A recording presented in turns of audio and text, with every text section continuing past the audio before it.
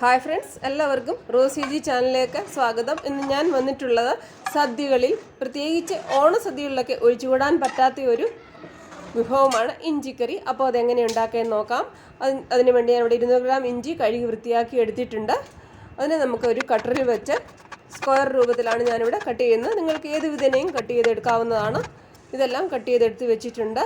അതിനുശേഷം ഒരു പാൻ വെച്ച് 4 ടേബിൾ സ്പൂൺ എണ്ണ ഒഴിച്ച് ഇതിനെ ഒന്ന് വറുത്ത് കോരിയെടുക്കണം. ഇതിൻ്റെ വറവിൻ്റെ പരുവം ഇത് നമ്മൾ കൈകൊണ്ട് ഒടിച്ചാൽ ഒടിയുന്ന പരുവത്തിൽ ഇതിനെ വറുത്ത് കോരിയെടുക്കണം. ഇത് വറവാകുന്ന സമയത്തേക്ക് നമുക്ക് ഇതിലേക്ക് പിഴിപുളിയാണ് ചേർക്കുന്നത്. അതിനെ വെള്ളത്തിൽ ഇട്ട് കൊടുക്കാം. ഇപ്പം ഇഞ്ചിയെല്ലാം വറവായിട്ടുണ്ട്. അത് കോരിയെടുത്തതിന് ശേഷം ആ എണ്ണയിലോട്ട് തന്നെ 2 ടീസ്പൂൺ ചെറിയ ഉള്ളി ചെറുതായിട്ട് അരിഞ്ഞത്, 2 ടീസ്പൂൺ വെളുത്തുള്ളി ചെറുതായിട്ട് അരിഞ്ഞത്,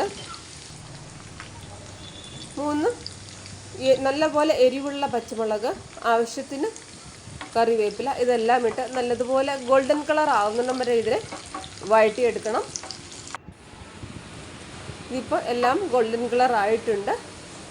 അതിലേക്ക് നമ്മൾക്ക് പൊടികൾ ചേർക്കാം. 1/4 ടീസ്പൂൺ മഞ്ഞൾപ്പൊടി, 1 ടേബിൾ സ്പൂൺ കാശ്മീരി മുളക് പൊടി, 1/2 ടീസ്പൂൺ ഉപ്പ്, 1/4 ടീസ്പൂൺ ഉലുവാപ്പൊടി, 1/4 ടീസ്പൂൺ കായപ്പൊടിയും ഇട്ട് നല്ലതുപോലെ ഒന്ന് പച്ചമണം മാറത്തക്ക പോലെ ഇതിനെ ഒന്ന് റോസ്റ്റ് ചെയ്ത് കൊടുക്കണം.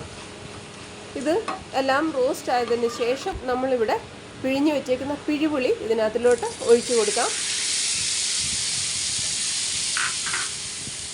ഇതും ഒഴിച്ചു കൊടുത്ത് നമ്മൾ വറുത്ത് വെച്ചിരുന്ന ഇഞ്ചി മിക്സിക്കകത്ത് പൊടിച്ചെടുത്തിട്ടുണ്ട്. ആ പൊടിയും ഇതിനകത്തിലോട്ട് ഇട്ട് കൊടുക്കാം. ആദ്യം ഫുൾ ഫ്ലെയിമിലായിരിക്കണം. പിന്നെ ഇതൊന്ന് നല്ലതുപോലെ തിളച്ച് കഴിഞ്ഞ് ഫ്ലെയിം സ്ലോ ആക്കി കൊടുക്കണം.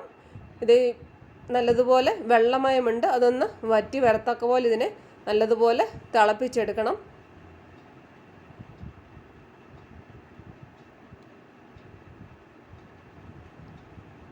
വെള്ളമയമൊക്കെ പകുതി വറ്റി വന്നിട്ടുണ്ട്. ഇതിലേക്ക് നമുക്ക് ശർക്കര ഇട്ട് കൊടുക്കാം.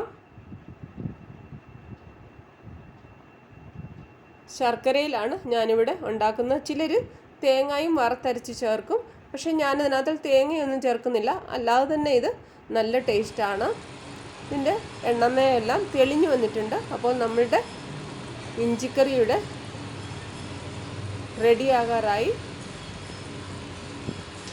ഇത് തണുക്കുമ്പോൾ ഒന്നുകൂടി ഒന്ന് കട്ടിയായിട്ട് വരും ഇഞ്ചിക്കറി. ഒരു ദിവസം കഴിഞ്ഞാലും അതിലും കട്ടിയായിട്ട് വരും. അപ്പോഴാണ് നല്ല ടേസ്റ്റ്.